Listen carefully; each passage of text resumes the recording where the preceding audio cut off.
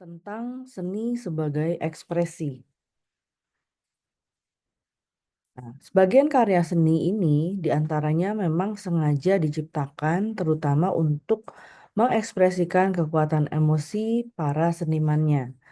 Penggambaran emosi merupakan bukti dari hasrat seniman untuk membuka, bahkan mempertunjukkan perasaannya sejelas dan sekuat mungkin. Kecenderungan ini diawali dengan gerakan romantisisme di tahun 1880-an. Seniman romantik percaya bahwa yang terpenting dari setiap peristiwa, orang ataupun tempat adalah perasaannya tentang hal tersebut. Kemudian kebenaran adalah emosi yang secara intens dirasakan atau diungkapkan. Mengamati karya seni romantik tidak sulit bagi apresiator untuk merasa loss atau seperti kehilangan sense of proportionnya. Ciri lain dari romantisisme adalah ketertarikan pada eksotisme, keanehan, dan hal yang berbahaya.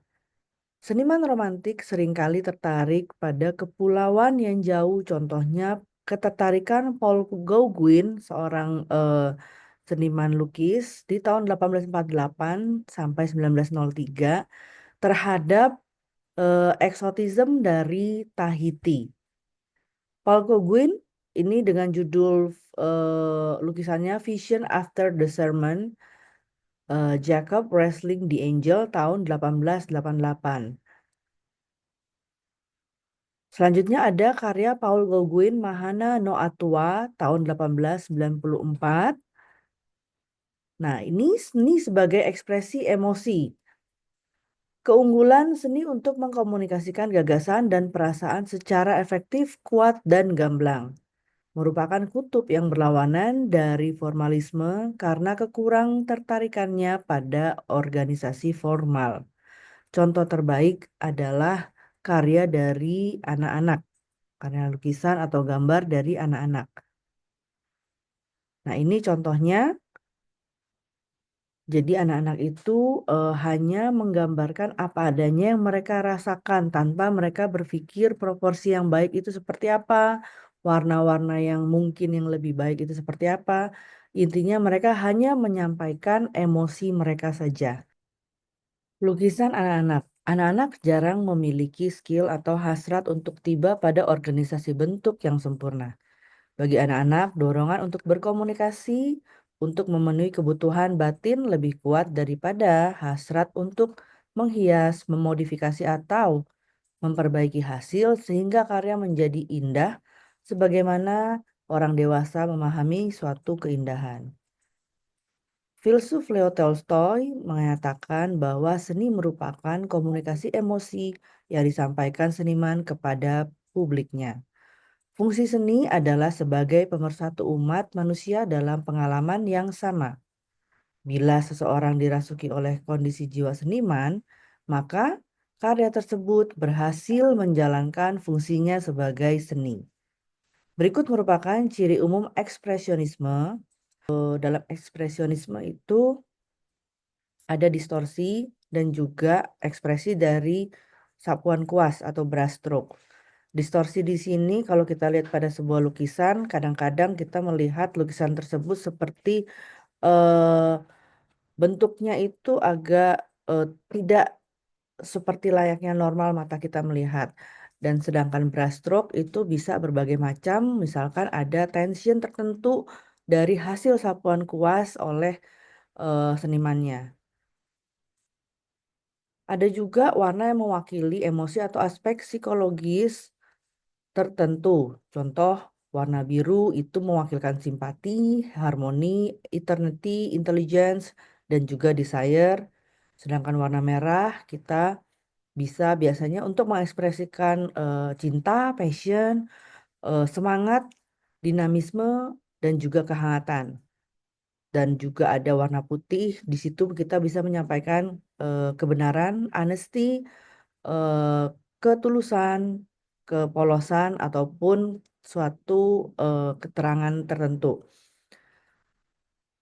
Bentuk seni ekspresionisme. Nah, bentuk seni ini menggunakan warna dan garis secara simbolis dan penuh perasaan. Dalam pengertian kategorisasi yang lebih spesifik, ekspresionisme menunjuk pada jenis seni Jerman tertentu yang dihasilkan pada tahun 1909 sampai dengan 1923. Ekspresionisme dicirikan dengan penggunaan warna-warna simbolis dan penggambaran yang berlebihan. Meskipun manifestasi Jerman secara umum menampilkan visi kemanusiaan yang lebih gelap daripada Perancis. Edward Munch adalah sosok penting bagi pelopor visioner yang percaya bahwa seni harus mengekspresikan kekacauan batin dalam menghadapi dunia yang penuh ketidakpedulian dan ketidakpahaman. Ini adalah gambar dari Edward Munch yang lahir pada 2 Desember 1863 sebagai anak kedua dari 5 bersaudara.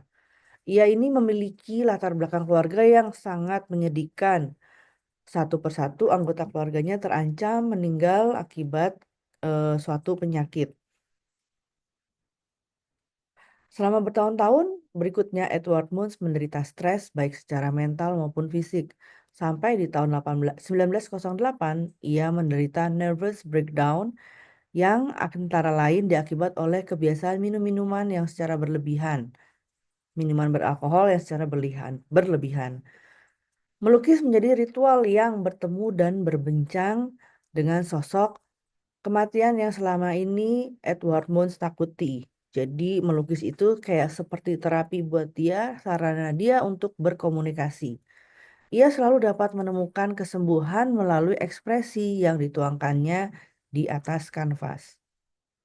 Kalau kita lihat di sini karya Edward Munch dengan judul Death in the Sick Room tahun 1893, di mana karya beliau itu cenderung apa ya, terlihat seperti muram gitu, lebih dark suasananya karena memang itu adalah kenyataan yang dia alami di hampir sepanjang hidupnya. Berikut adalah judul dengan Dead Mother and Child tahun 1897 karya Edward Munch. Kemudian The Scream. Pada karya The Scream eh, beliau mengabadikan momen saat Edward Munch berjalan di Ekeberg Session dengan seorang temannya dan terhenti saat mendapati langit sore yang kemerahan. Warna merah diasosiasikan oleh Edward sebagai penyakit TBC yang merenggut hidup ibu dan kakaknya. Wajah dari sosok manusia dalam lukisannya menjadi simbolisasi dari ketakutan yang ia rasakan. Karya ini memberi banyak bukti bahwa Edward menderita PTSD atau Post Traumatic Syndrome Disorder. Lalu ada kedua seniman terkenal juga namanya Frida Kahlo tahun 1907 sampai 1954 hidupnya. Dia itu berasal dari Meksiko dan kehidupan pribadinya itu memang sangat kontroversial. Frida Kahlo ini juga biografinya dibuat dalam sebuah film ya. Yaitu merupakan ikon dari berbagai hal, ikon seni, ikon perempuan, juga ikon untuk negaranya sendiri di Meksiko. Frida dikenal sebagai seorang yang ekspresif, eksplosif, dan blak-blakan. Layaknya seorang seniman sejati, menyerahkan seluruh dirinya ke hadapan pemirsa melalui karya-karyanya. Dalam The Two Fridas tahun 1939, salah satu lukisannya yang paling terkenal, curahan pergulatan batin dirinya yang selalu terombang-ambing di dua sisi, serta rasa sakit yang dirasakannya dalam hidup, raga, dan juga rohani. Melalui lukisannya, ia berseru, menjerit, dan memanggil setiap pemirsa untuk masuk ke dalam dirinya, ke dalam hidupnya, dan merasakan apa yang ia rasakan. Ini adalah The Two Fridas karyanya. Ini adalah sosok Frida Kahlo yang asli. Nah, Frida itu menderita fisik yang menderanya yaitu penyakit polio dan kecelakaan bis tahun 1925. Pada gilirannya kemudian diikuti dengan munculnya bakat kreatif Frida. Lukisan-lukisan awalnya tercipta dari pembaringan, sebagaimana karya-karya besarnya lahir di antara pukulan psikologis yang bertubi menimpanya. Tak salah jika para pengamat memposisikan karyanya sebagai semacam rangkaian kesaksian hidup yang bersifat biografis. Di antara pergulatannya melawan penderitaan fisik dan problem psikologis dengan suaminya, keluarga dan juga lingkungan pergaulan sosialnya. Ini adalah gambar eh, lukisan dari Frida Kahlo, The Broken Column, sama Henry Ford Hospital, di mana itu adalah suatu rumah sakit yang Frida dirawat. Ini adalah sosok suami dari Frida Kahlo, Frida and Diego Rivera judulnya. Lalu ada seni sebagai ekspresionis, sebagai ungkapan ekspresi, ada aliran surrealisme.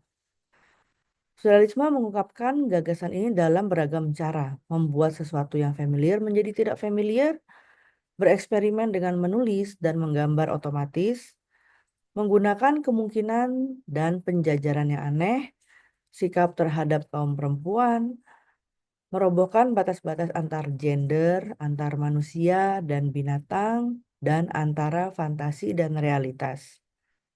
Contoh dari surrealisme. Jadi memang karakternya itu menggambarkan sesuatu yang sebenarnya biasa menjadi tidak biasa. Contohnya seperti ini ya, dari Salvador Dali, The Dream. Ini adalah sosok Salvador Dali. Kemudian ada The Absent Lady by Yves Tanguy. Presentasi kita hari ini, kita akan ketemu lagi untuk pertemuan berikutnya. Terima kasih.